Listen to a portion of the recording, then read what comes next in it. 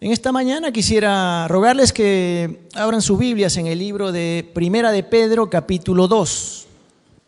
No sé si todos tienen la misma versión, generalmente la mayoría tiene Reina Valera. Voy a leer una versión de la Nueva Biblia al Día. Creo que hay tantas versiones que consulté que no sé si es la Nueva Biblia al Día o la Nueva Versión Internacional, aunque anoté las dos porque las dos eran más o menos similares.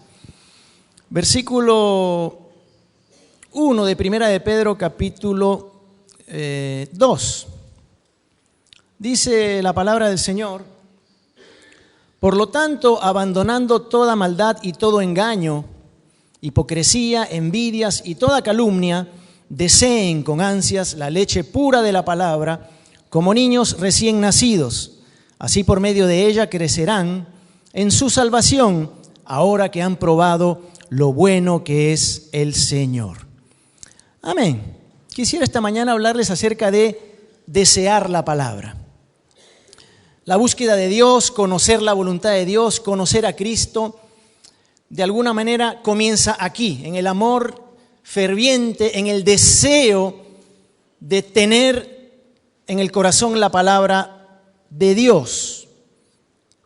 En realidad la verdadera y la genuina espiritualidad siempre va a estar marcada por un deseo continuo y ferviente de la verdad de Dios. Jesús dijo: el que es de Dios, la palabra de Dios oye. Job dijo: he atesorado las palabras de su boca más que mi comida. ¿Cuánto podríamos decir eso? O lo cambio, ¿cuántos de los que dicen eso, o a cuántos de los que dicen eso le creeríamos? Ya me está cayendo mal este hermano. No, acaba de empezar y no va bien la cosa. Bueno, quizás el testimonio más rico y más extenso en las Escrituras, que describe repetidamente el deleite, el amor de un creyente en la palabra de Dios, es el Salmo 119, el salmo más largo, 176 versículos, del cual quiero extraer solo uno, el 97, que dice: oh, cuánto amo yo tu ley, todo el día es ella mi meditación. Pedro está hablando de este amor, de este deleite, y nos llama, dice, a desear la leche pura de la palabra de Dios. Este verbo desear en el griego es un verbo compuesto, y cada vez que nosotros encontramos un verbo compuesto, estamos viendo un verbo que está intensificado, de tal manera que es no solamente desear, sino que es desear fervientemente, ardientemente, casi compulsivamente, justamente como un bebé recién nacido. Y este es el mismo verbo que se usa en la traducción del Antiguo Testamento en griego, cuando habla en el Salmo 42 y dice: como el ciervo brama por las corrientes de las aguas, así clama por ti, oh Dios, el alma mía. Es la misma pasión, es el mismo deseo fuerte, intenso, que debe ser la experiencia continua, diaria del creyente. Anhelo por la leche pura, no adulterada, la leche de la palabra de Dios. Este término no adulterado o no adulterada se refería siempre a los productos agrícolas, granos, vino, aceite, leche, designa la pureza de esos productos. Ahora, la traducción que yo leí directamente traduce la leche pura de la palabra. Usted va a ver en la versión Reina Valera y otras, la leche espiritual, y no es que a uno se le ocurre traducir de una manera y al otro, sino que en realidad la palabra original, cuando dice espiritual en Reina Valera, es la palabra logikón, que está conectada con logos, palabra, y entonces en la evolución del tiempo de esta palabra, y tomando el contexto, hace muy bien traducir estas otras versiones, desear la leche pura de la palabra. Está íntimamente conectado el concepto. Además, todo el contexto anterior a los versículos que hemos leído hablan de la palabra. Versículo 25 del capítulo 1 dice: la palabra del Señor permanece para siempre, y esta es la palabra que por el Evangelio os ha sido anunciada. Y por eso continúa Pedro y dice: por tanto, desead la leche pura de la palabra. El tema básico es la palabra de Dios. Y en este tiempo de inicio de año, donde hay deseos, propósitos, planes, proyectos, buenas intenciones, todo esto va a tener verdaderamente un efecto, va a tener verdaderamente un valor espiritual si es que verdaderamente existe en nuestros corazones un anhelo, un deseo por la palabra de Dios. Y la pregunta podría ser si es que tenemos o no ese deseo. Yo en este momento tengo deseo de agua, perdónenme, porque la cosa viene un poco complicada con el calor. Bueno, Pedro podría haber lanzado esta sección de su epístola diciendo: ocúpense, como decía Pablo, ocúpense en leer esta palabra, usen bien la palabra de verdad, mediten la palabra, piensen en estas cosas refiriéndose a la palabra, prediquen, escudriñen, manejen la palabra como espada, guarden la palabra en su corazón, pero él no dice nada de eso, aunque son cosas cruciales en nuestra vida espiritual. La base es el deseo, él se centra en el deseo. A veces, quizás este texto lo hemos leído y muchos quizás lo han leído y piensan que no es para ellos, porque como dice leche espiritual, no, eso seguramente se refiere a los niños espirituales, a los nuevos creyentes. Y vemos que no es así. Todo fluye en nuestra vida a partir de ese deseo grande de la palabra de Dios. Ahora Pedro elige una analogía muy simple, la del bebé. Un bebé desea la leche y lo hace, como todos nosotros sabemos, de una manera bastante seria, ¿no? Llora. El bebé desea compulsivamente, el bebé recién nacido desea la leche.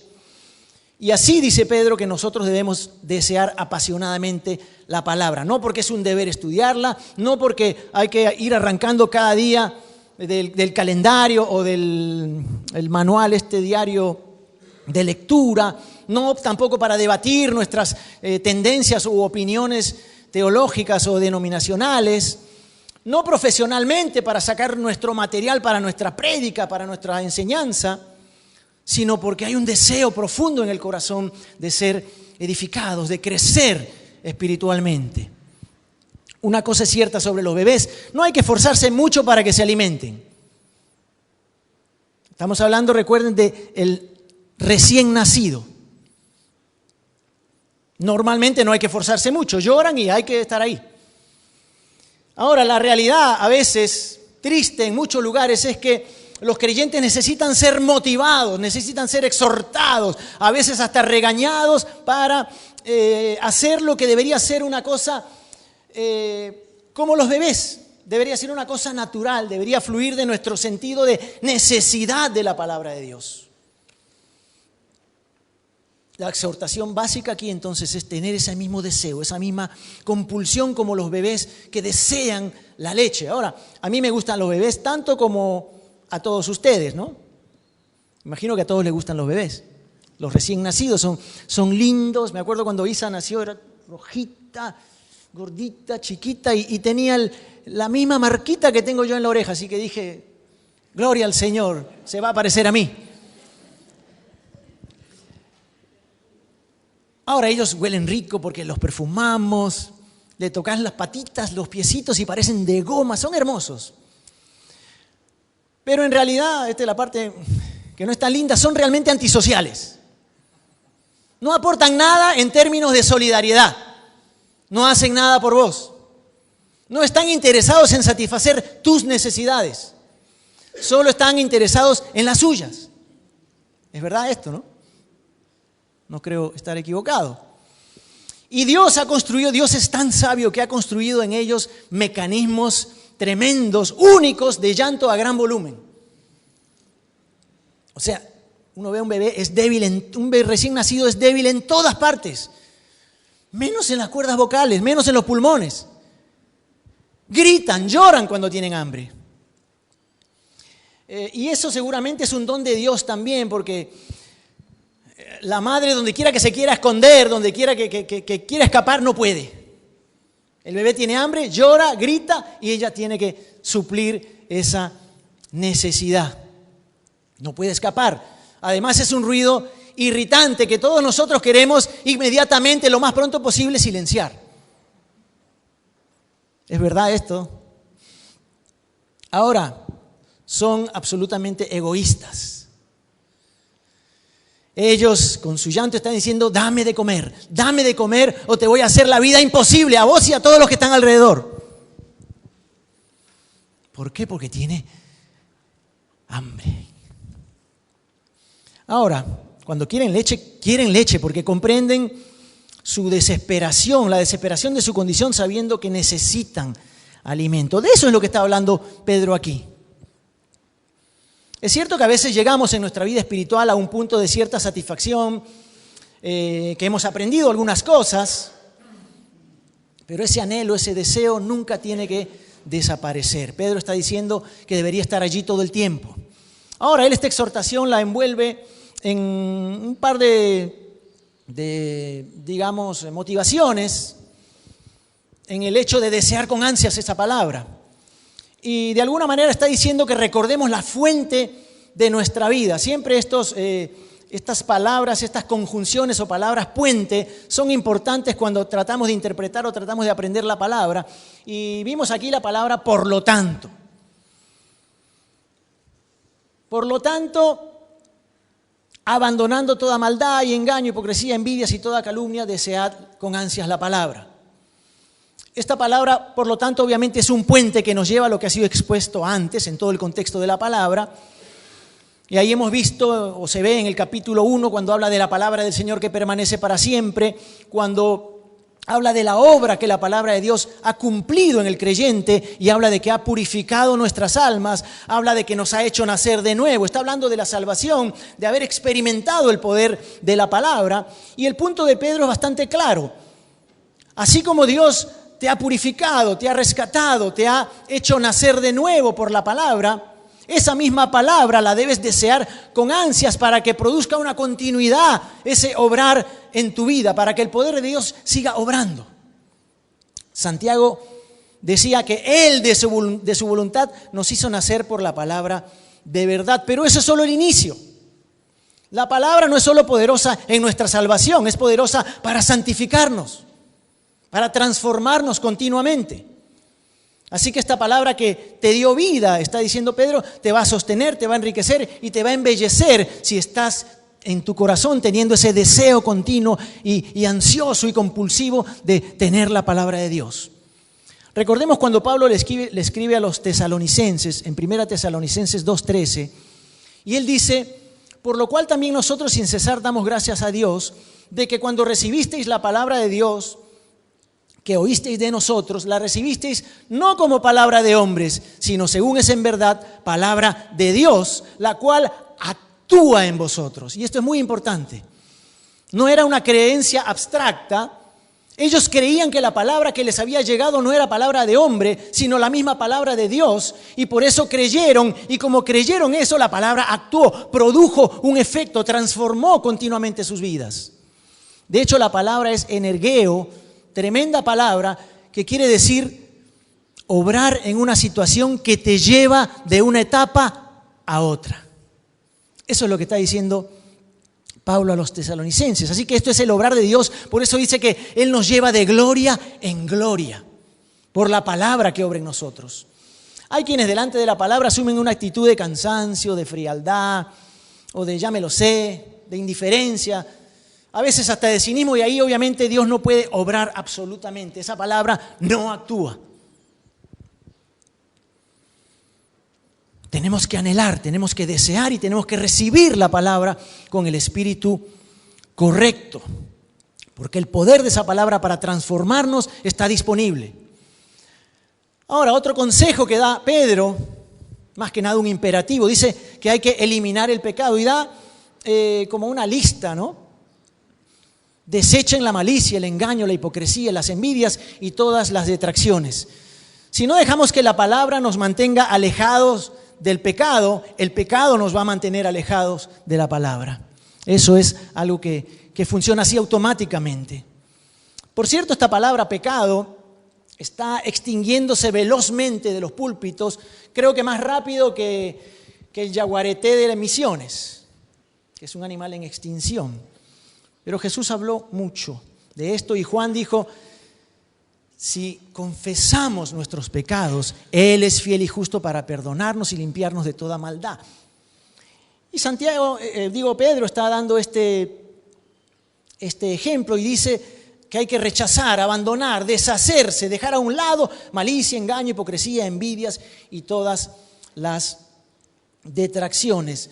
No es quizás una lista exhaustiva, él lo que está de alguna manera dando es un ejemplo de ciertas cosas que de alguna manera involucran a la mayoría de todos los pecados, porque son pecados contra el prójimo.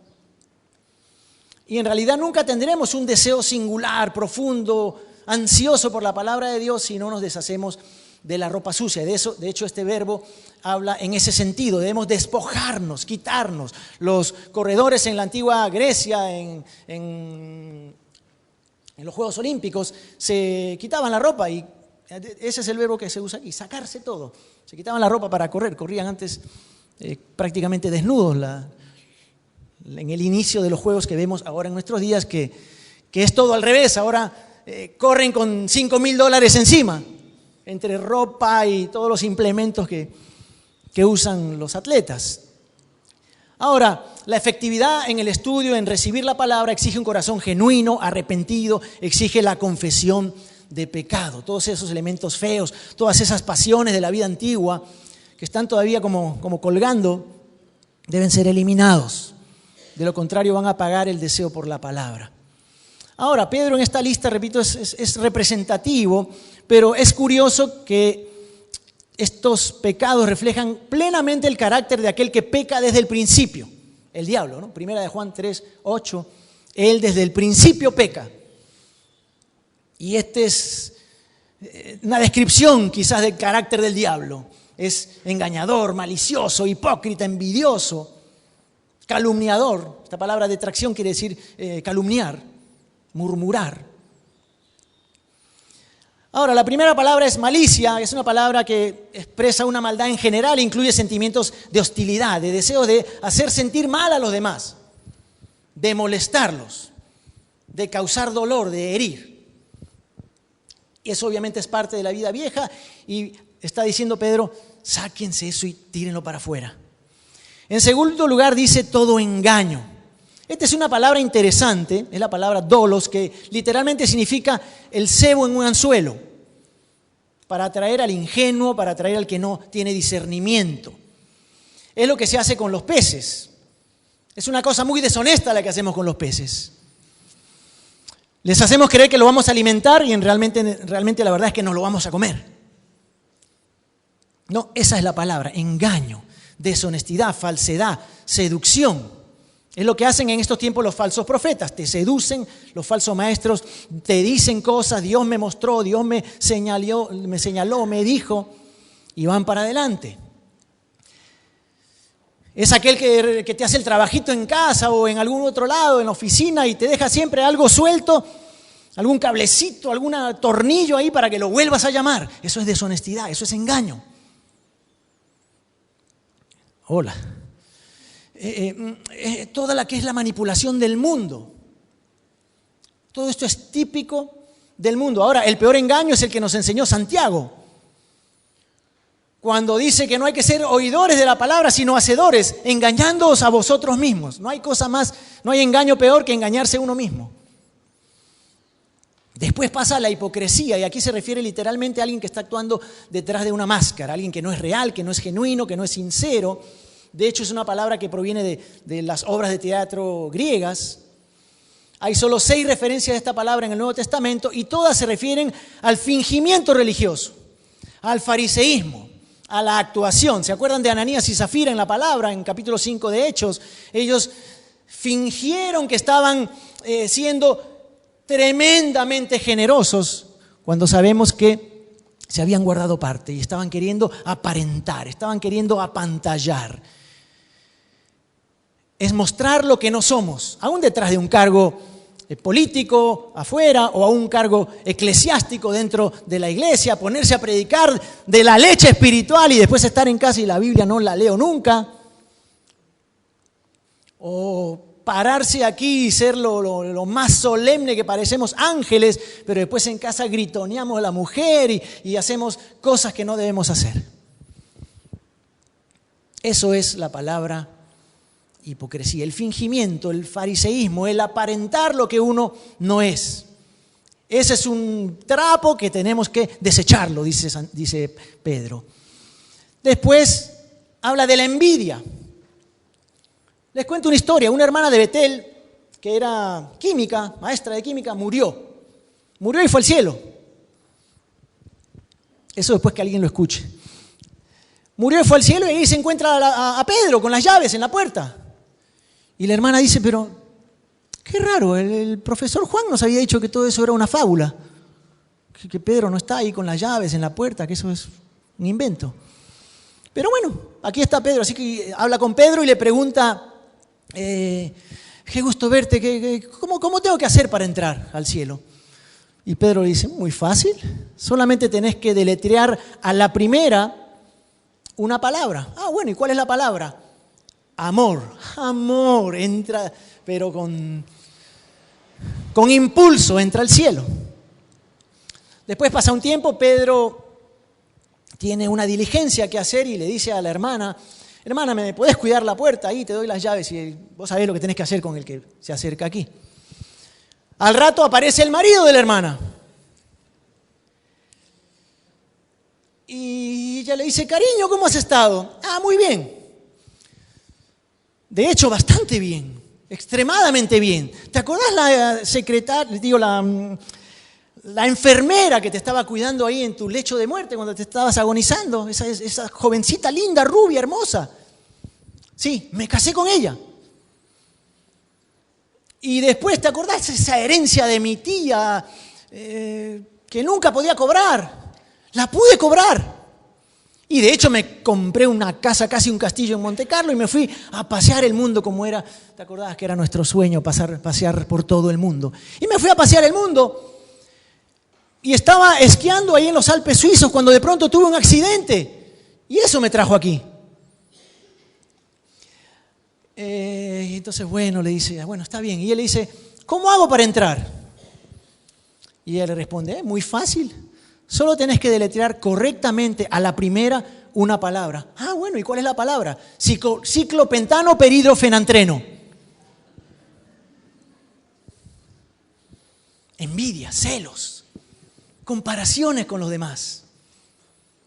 De hecho, esta palabra habla del desagrado por el bien de otro. Por cierto, es cierto lo que dice el maestro, si es que alguna vez lo dijo, que las llaves, no es cierto eso de que Pedro está ahí. Habla de desagrado por el bien de otro, querer lo que otros tienen, querer ser lo que lo que los demás son, resentir la situación de otra persona porque no es mi situación, lo que me lleva a la amargura, al odio. Dios bendice a alguien y en vez de decir gracias Dios, digo ¿por qué Dios? Y eso tiene que ser desechado para que haya un deseo ferviente y profundo por la palabra de Dios. Finalmente, detracción o calumnia, lo estudiamos en el libro de Santiago también, cuando habla de la murmuración, es la misma palabra, catalaleo, que significa proclamar a cuatro vientos algo, proclamar algo que es falso generalmente y proclamarlo con intenciones maliciosas, tratando de dañar la reputación de otro. Eso tiene que ser desechado, eso es en sí eso es la murmuración. Implica el deseo de dañar la reputación de otros. Se ve mucho, a veces, hermano, oremos por el hermanita tal porque ya la vi que está en este... No, eso no es. La Biblia dice que si alguno ve a alguien que ha pecado, hay que restaurarle con espíritu de mansedumbre, dice el libro de Gálatas, capítulo 6. Pero implica dañar la reputación. Y este es un pecado que en la América colonial, no me gusta mucho decir América colonial. Recuerdo cuando traducía a ciertos predicadores, siempre cuando hablaban decían América, y yo le traducía Estados Unidos, y en América hacemos esto, y yo decía, en Estados Unidos hacemos esto. Porque a veces los gringos piensan que América son solo ellos, ¿verdad? No es que sea antiimperialista, soy antidiablo, eso sí. Pero en la América colonial, como dicen ellos, en Estados Unidos colonial, podía costar una oreja este pecado, esta murmuración, este hecho de calumniar a alguien, de dañar la reputación de otro, podía costarte una oreja o podía costarte un piercing. Alguno diría, bueno, esto es la moda, a mí me gusta el piercing, sí, pero lo hacían en la lengua y con fierro caliente.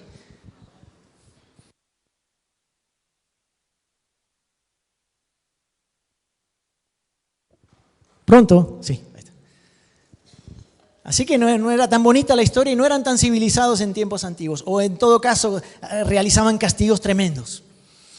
Ciertamente todas estas cosas son el absoluto opuesto de lo que estamos llamados a hacer en 1 de Pedro 22 y todo el contexto anterior del capítulo 2.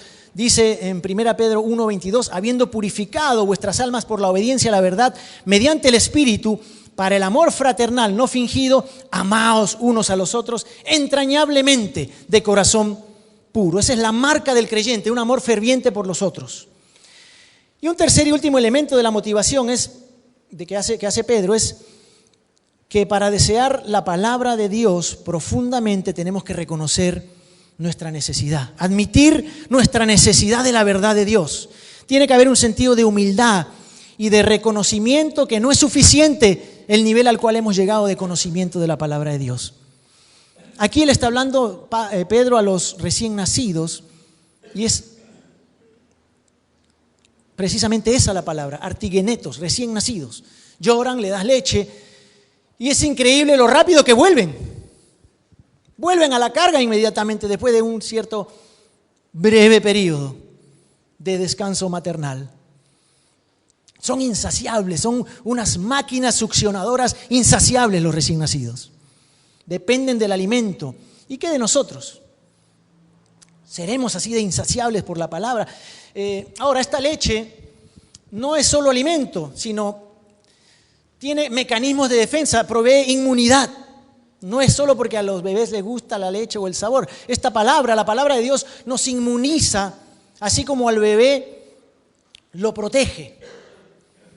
La palabra nos inmuniza contra las acechanzas del enemigo. El bebé sin esta leche está malnutrido, está desprotegido. A nosotros nos inmuniza, nos ayuda a crecer espiritualmente, nos inmuniza contra las falsas doctrinas. Estos son tiempos de una diseminación tremenda, una extensión tremenda de las falsas doctrinas, los falsos profetas. Nos inmuniza la palabra, la leche espiritual no adulterada, nos inmuniza contra las filosofías baratas de nuestros días, que andan por todos lados, nos da discernimiento que anda escaso en nuestros días también. Aún los creyentes vivimos siendo bombardeados por los efectos de los medios de comunicación que bien usados pueden edificarnos, pueden ayudarnos, pueden darnos perspectiva de ciertas cosas de Dios, pero si se usan mal pueden hacer daño y si no lo discernimos pueden hacer mal. El otro día me pasaron... Lo volví a apagar. El otro día me pasaron un video, no sé, ahí por WhatsApp, Facebook, no recuerdo. Y era un mensaje que literalmente estaba plagado de humanismo y de herejías sutiles. Creo que se llamaba algo así como La Maleta. Quizá le llegó a alguno de ustedes. Parecía muy lindo, tenía una astuta mención de Dios. Lo que dejaba en concreto era esto: disfrutar la vida, vive la hora, lo único que vale la pena es ser feliz, valora solo a los que te valoran, al resto deséchalos. Un mensaje completamente anticristiano, un mensaje satánico. Cristianismo no es eso, cristianismo no es disfruta la vida, no es vale la pena solamente ser feliz. Cristianismo es habéis muerto y vuestra vida está escondida con Cristo en Dios. Cristianismo es poner la mira en las cosas de arriba y no en las de la tierra. Es amar a tu enemigo, es amar y servir a los demás, aunque después no te agradezcan, aunque después hablen mal de vos, aunque después te traicionen. Eso es cristianismo, no buscar tus propios intereses, sino los intereses de los demás.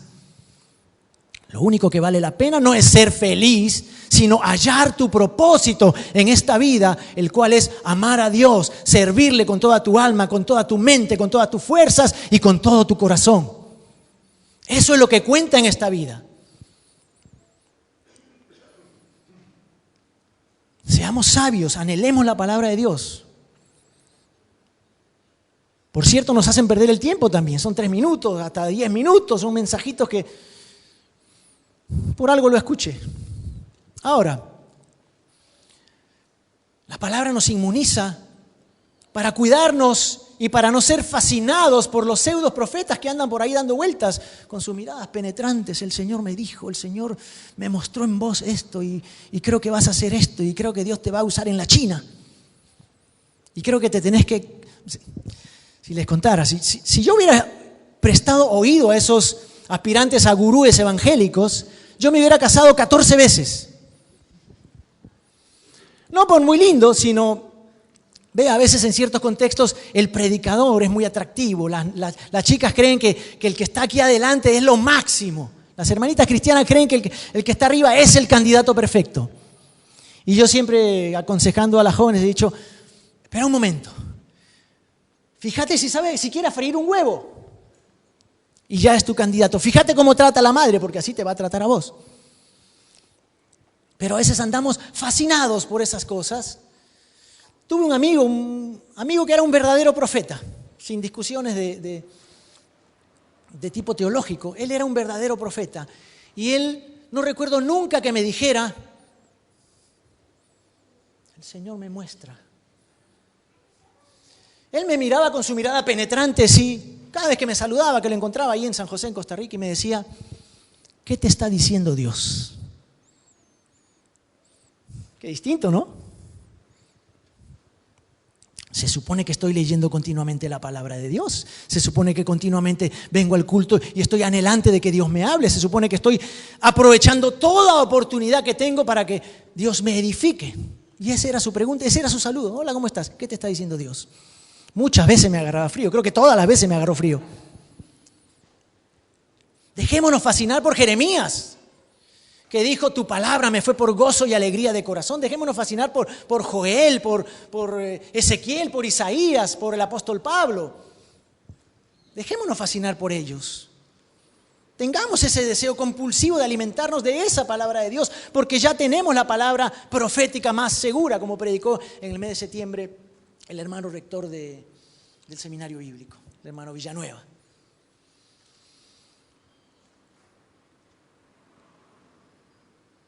Necesitamos tener ese deseo como los bebés. Ahora, nada es peor que pensar que hemos llegado a un punto donde ya no necesitamos estudiar la Biblia. El resultado es que no hay crecimiento. La palabra nos hace crecer, nos hace caminar hacia la plenitud. Pablo diría ser transformados de gloria en gloria. Pedro mismo diría más adelante, crecer en la gracia y el conocimiento de nuestro Señor y Salvador Jesucristo. Juan llega incluso más allá y habla de padres espirituales. Os escribo a los padres que han conocido al que es desde el principio. Han ido más allá de la teología y han comenzado a conocer al Dios que escribió la teología.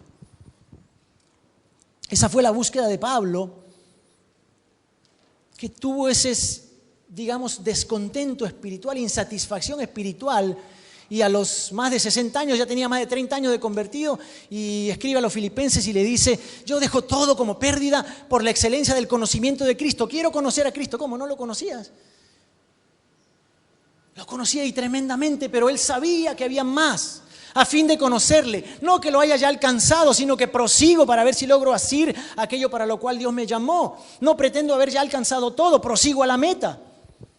Esta palabra prosigo es tremenda. Prosigo quizás no dice mucho en el castellano, pero Pablo está diciendo lo que tengo, lo que sé, lo que conozco, no es todo. Hay más en Dios y por eso prosigo. Quiere decir perseguir agresivamente como un cazador persigue a su presa.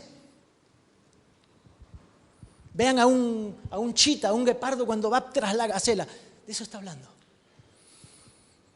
Tiene que haber un descontento. Si estamos satisfechos con lo que somos y hemos llegado espiritualmente, quizás estemos pecando de orgullo, de soberbia y nos estamos engañando. Y nos estamos además privando de las riquezas de la gloria de la palabra de Dios. Por eso dice, ahora que has gustado, ahora que has probado, ahora que has comido, experimentado los beneficios de Dios, lo dice en el versículo 3, continúa cultivando este deseo ferviente, continúa buscando, continúa anhelando, continúa deseando la palabra viva, la palabra que es como leche de los niños. Termino con otra analogía. La anorexia nerviosa es una enfermedad bastante particular de nuestros días, de las mujeres que se abstienen de comer, a veces hasta la muerte, y tiene algunos síntomas que son comidas ocasionales, grandes comidas ocasionales, seguidas de vómitos, hiperactividad, ejercicio excesivo para mostrarse que todavía están sanas, competentes. En tercer lugar, la depresión, incapacidad para lidiar con los problemas de la vida. Y en cuarto lugar, el aislamiento social. Tienen miedo a acercarse demasiado, a tener demasiada comunión para que no se descubra la realidad de su condición. Es algo muy tremendo. Y eso es análogo a la desnutrición espiritual. La desnutrición espiritual se caracteriza por una sobredosis ocasional de la palabra, aunque para esas personas cualquier cosa seguramente es una sobredosis de alimento. Y generalmente esto viene eliminado sin beneficio. No tiene beneficio para nuestras vidas. Se caracteriza por la hiperactividad, donde la actividad, el movimiento.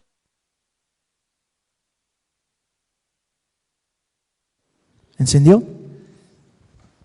Me dio por jugar con él. Donde, digo, esta desnutrición espiritual se caracteriza por la hiperactividad. La vida de iglesia, la actividad de iglesia, el movimiento reemplaza el verdadero crecimiento espiritual. Y eso es tremendo. También se caracteriza por la depresión espiritual, porque no hay victoria sobre el pecado y estamos apagados. Y finalmente por el aislamiento espiritual, porque huimos de la comunión íntima. Venimos a la iglesia en porcentajes anuales mínimos. Ahora, hay una sola prescripción para eso. Paulatinamente, comer. Es la única prescripción médica, comer. Tenemos que desear la palabra de Dios, anhelarla, gustarla, buscarla. Es lo único que marca nuestra genuina espiritualidad, nuestro anhelo y nuestro deseo de la palabra de Dios. Y en este año creo que Dios nos está llamando a que eso sea lo que caracterice nuestra vida. Tenemos que hacer muchas cosas en lo personal, como iglesia, sí. Las vamos a hacer seguramente. Hay planes, hay propósitos, hay programas. Nos ayude el Señor a que todo eso esté fundamentado y tenga como base y como raíz incuestionable nuestro ansioso, profundo y grande deseo por su palabra, por la verdad de la palabra del Señor. Oremos, hermanos. Padre nuestro, Dios Todopoderoso, queremos alabarte y glorificarte en esta mañana, queremos bendecir tu nombre y exaltarte porque eres digno. Eres Señor y Rey. Te bendecimos, te honramos y te damos gracias por tu palabra, porque es fiel y verdadera y porque en ella encontramos maravillosas riquezas para nuestra vida y porque tú la has provisto, Señor, para que la anhelemos, la deseemos, la leamos, la estudiemos, la escudriñemos, la prediquemos, la enseñemos. Pero, Señor, que podamos nosotros desechar todo aquello que está impidiendo que verdaderamente ese deseo profundo se manifieste en nuestras vidas, que seamos sinceros en nuestro corazón de arrepentirnos, Señor, nos arrepentimos por todo aquello que ha estorbado ese propósito tuyo en nuestras vidas. Desechamos todo el mal, toda envidia si es que ha habido, y toda hipocresía, todo egoísmo. Ayúdanos a amar entrañablemente a todos los hermanos, los unos a los otros, y ayúdanos, Señor, a desarrollar este deseo por querer tu palabra, por anhelar tu palabra, no solo los días de culto, no solo los días de actividad, sino cada día de nuestras vidas. Y podamos decir como el salmista: oh, cuánto amo yo tu ley. Te adoramos, Señor, te damos todo honor, toda gloria y toda alabanza en el nombre de Jesús. Amén.